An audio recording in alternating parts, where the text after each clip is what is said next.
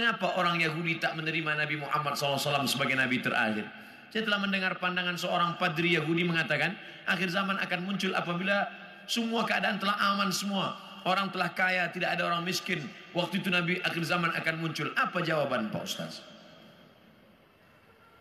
Ada buku yang amat sangat baik. Judulnya Tarikh Ad-Diyanah Al-Yahudiyah, Sejarah Agama Yahudi. Di sana diceritakan bagaimana orang Yahudi percaya bahwa nanti di akhir zaman akan datang seorang nabi dan mereka menyebut dia manakala berperang. Ini Yahudi, ini Bani Ghatafan. Mereka berperang dengan Bani Ghatafan dan sebelum berperang mereka berdoa kepada Allah, ya Allah, tolonglah kami melawan Bani Ghatafan berkat nabi terakhir yang engkau utus. Sudah datangkah nabi terakhir itu? Sudah. Siapa dia? Muhammad sallallahu alaihi wasallam. Mana buktinya? Husain padri Yahudi, dan dia ingin tahu apakah ini nabi terakhir itu. Dia intip dari balik pokok kurma manakala Muhammad SAW datang. Tala'al badru alaina. Yang lain menyambut Nabi Muhammad, dia perhatikan dari jauh, dia tengok tanda-tandanya. Selepas itu dia pun datang.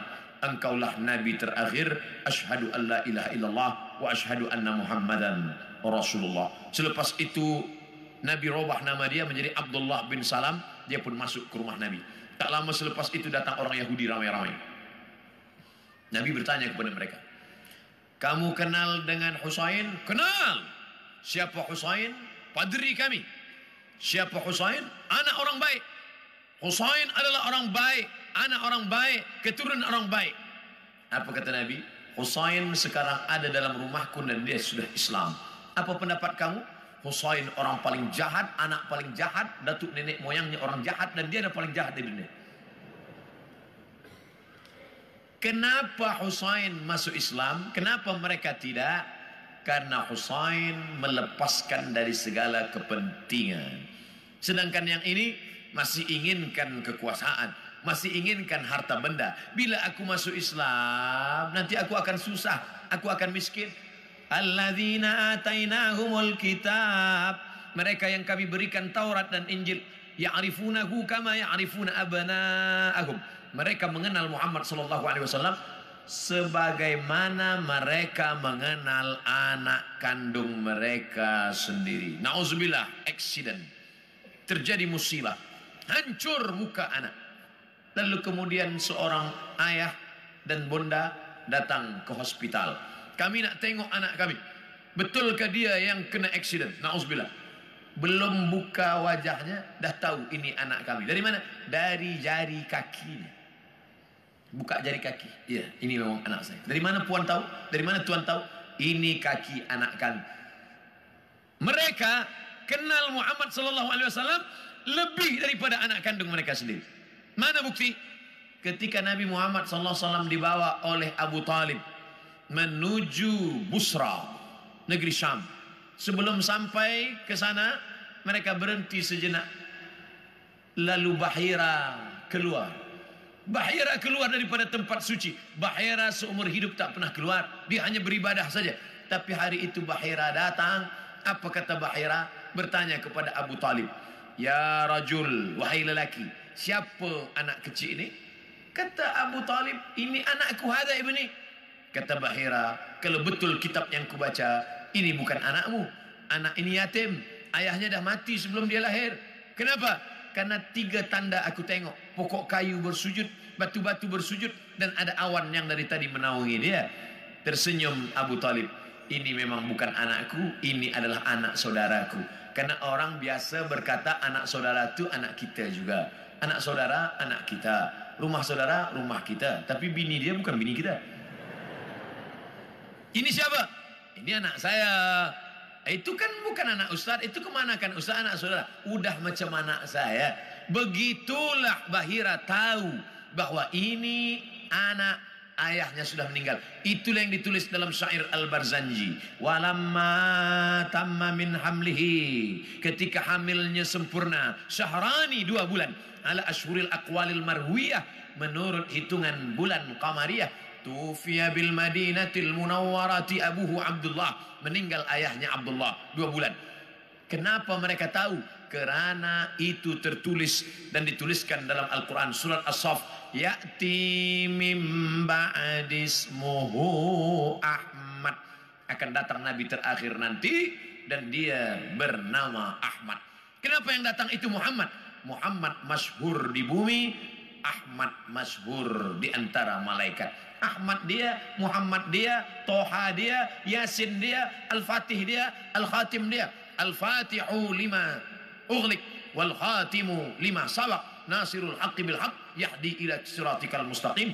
Dialah al-aqib, dialah al-hasyir, huwa Ahmad, huwa Muhammad, huwa Taha, huwa Yasin, huwa Khatim, huwa al-Fatih, huwa al-aqib, huwa al-hasyir, huwa al-hami.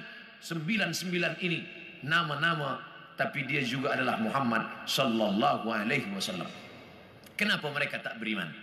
Kerana mereka berkeyakinan yang datang itu keturunan Ibrahim, tapi dari jalan nasab Ishak. Ibrahim punya anak Ishak, Ishak punya anak Yakub. Yakub, nama lain daripada Yakub, Israel. Maka anak cucu Yakub disebut dengan Bani Israel. Yakub punya anak Yusuf, Yusuf punya saudara lelaki bernama Yahuza. Cucu cicit keturunan Yahuza disebut dengan Yahudi. Mereka ingin nabi terakhir itu keturunan Ishak, Yakub, Yahuza.